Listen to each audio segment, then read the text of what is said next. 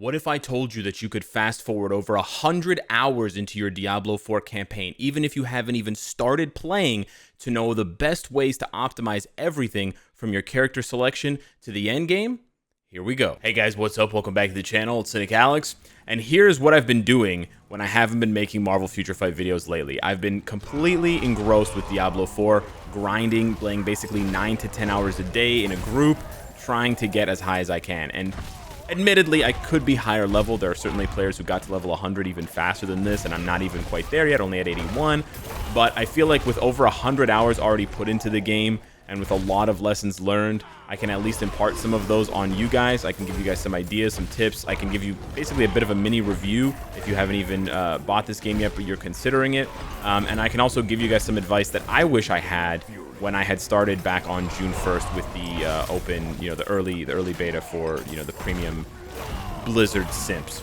So, yeah, over 100 hours in, how do I rate the game? I think the game's really good. I think Diablo 4 is a solid entry into the franchise. I think it's way better than my initial impression of Diablo 3. And I think even with all the additions to Diablo 3, I think Diablo 4 right now is a better game. So just by that comparison alone, comparing it to its predecessor, I think this is a massive, massive win of a game. Easily give it like an 8 out of 10, possibly higher, as time will tell with updates and with, new content being added via seasons and things like that. Obviously, the game has a long way to go to really showcase its longevity. You can't, at this point in time, rating a live service game from its base launch is probably not going to give you the fullest picture. We all know that, right? Games take a long time to really flourish these days, and one week or 2 weeks into it is not going to give you that full final picture. However, there's a lot of things that I would have done differently if I could restart back on June 1st when servers went live. And as funny as it is, having put in 100 plus hours, I want to say now that I would have put fewer hours in. I would have just played less, straight up. And I say that mainly because I'm starting to get bored with the game. And that has to do with the game being new and the game not having a ton of endgame content for players to participate in. But I do see a lot of the discourse online, and I do want to sort of push back against a lot of it, because I think a lot of content creators, I mean, rightfully so, right? They're making a lot of good content, they're getting a lot of views, they're really hype. But there's a lot of hype and there's a lot of buzz around, getting to level 100. There's really like so much, level 100, the push, right?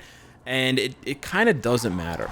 Once you get to World Tier 4, you're kind of set, and you can get to World Tier 4 pretty early. Like, you can get there at level 60, right? So the last 20 levels have really been where I've realized that there's not a lot waiting for you after World Tier 4. You want to get to World Tier 4 as soon as possible for the drops, right? You get better drops at World Tier 4, and that's awesome, right? You want to get the best loot possible. We're playing this game because it's essentially a loot simulator, and you're gambling with your time, right? And you're farming these mobs to get the best loot that you can. That's essentially how the game works, right? But unfortunately, once you get to World Tier 4, it's basically, this is all that's waiting for you. It's these dungeons that you're going to farm. It's World Boss, which you can get loot up to 3 times a week, so it's not really that often. Then there's Hell Tides, which are fun, but can get boring and repetitive once you figure out and min-max sort of the best way to farm them. There's PvP if you're really into that, unless you're playing hardcore, in which case it's not really an option. And then there's things like the Tree of Whispers, which gives really bad rewards, although you can sort of farm it by proxy. But basically what I'm trying to say is there's not a lot of endgame for Diablo 4. And I think there's even less endgame for people who are playing solo. So I wanted to make this video as sort of a PSA. If you're playing Diablo 4, not Marvel Future Fight, if you're playing Diablo 4 solo, if you don't have a group to play with, slow down. You're probably going to get less rewards, or you're going to get fewer rewards in the meantime, and it's going to take longer for you to get better rewards if you're not quite at World Tier 4 or World Tier 3 yet. But slowing down allows you to appreciate the game, and it allows you to basically delay the moment where you're going to reach after 100 hours, where you're like, there's not really that much to do. And then the only grind becomes getting high, just getting to level 100. That becomes the thing that you want to do, and that's not really that fun. It's not really that fun for me in a group, and I thank the people that I play with because they make it more fun, and I can't imagine how much more boring it would be solo, right? Just endlessly grinding Champion's Demise or endlessly grinding the Ruins of Eridu, which I was just doing in the beginning of the video, right? Endlessly grinding dungeons. It's basically the only other thing you have to do. Now, there is obviously more to the game. I'm oversimplifying things because I'm talking about literally the end game. But all of the things that you do in between, especially the renown, right? This is where I think you should take your time and really enjoy it. I think the strongholds are really, really fun. My camera's blocking it right now, but the strongholds in the game are really fun. There's like a nice little story in each one, and there's some cool cutscenes and sort of like in-game, in-engine cutscenes. And I think the strongholds hold some of the most fun gameplay loops that you can have without it being tied to a big item dropping and you being really hype about a big item dropping, right? And other than big items dropping for you or the first time you kill bosses, there's really not a lot to keep you satisfied aside from goals you set for yourself, like grinding to level 100, getting a certain number of Paragon points, getting a certain piece of gear, whatever. You know, the first time you kill Butcher, it's really hype. The 100th time you kill Butcher because you're just grinding a dungeon endlessly doesn't feel as hype anymore. It's still cool, don't get me wrong. I don't think the game is bad. It's just that if you put a lot of time into it, if you really try to know life this game, it does show how shallow it can be at times rather quickly, right? And even the world bosses at this point, they're just loot pinatas, and you zone in and a bunch of level 90s, a bunch of level 100s show up, and they can literally one-shot the boss, right? Like, it's possible to solo the world boss. So imagine a bunch of those players show up who can all solo the world boss in like a minute. That thing's gone. And that's a world boss. It's not supposed to be that easy, but hey, for now it is. The game may need some fine-tuning. There's obviously Uber Lilith. Like, there's a little bit of difficulty here and there tucked away. But by and large, yeah, what I would say to players that are playing by themselves or solo, whatever, take it slow, right? Prioritize getting to World Tier 4 if you want the best drops. But even if you don't care about drops, take it slow. Watch the cutscenes, do the renown, do the side quests, because trust me, getting to the end doesn't feel as satisfying as you think it will feel. And you don't even have to take my word for it. The two people that I played with, Fox Frost and iBig, basically had the same reaction. After 10 days of playing nonstop together, we all sort of collectively reached this moment where we were like, okay, like the game's good, it's not a bad game, but there's really like not that much to do. We got to like 75, 80. We can progressively make the content harder with higher nightmare sigils. Like you can certainly do that, right? And we tried a sigil at tier 49, and it was hilariously difficult.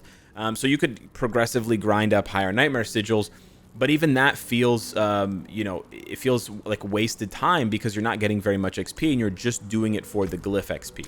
I'm sort of speed running through explanations of things in the game, so if you don't know what these things are and you were hoping for a guide video, you're gonna have to go to another channel or Google it or something, or maybe, who knows, maybe I'll make a video in the future. But basically, if you already have your feet wet in the game, or if you at least know the systems from playing the open beta to an extent, and you're sort of looking for a different kind of opinion, that's really what this video is. The opinion is to just slow down and enjoy it, because at the end, it's the ride doesn't feel so good anymore. It feels great from like 1 to 50, and then it slowly starts to lose its shine. Things start to lose value as well, like obols, super valuable early game, and they basically become meaningless later on. I mean, not meaningless, but it becomes semi-meaningless later on. Same thing with the Whispering Keys. I haven't found any chests in in World Tier 4 in Nightmare and Torment difficulty.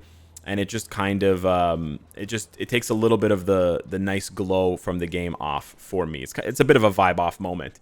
And so, yeah, what we ended up doing on the 11th day, is we ended up speed running each other in different characters because I don't know why this is not loading, but there we go.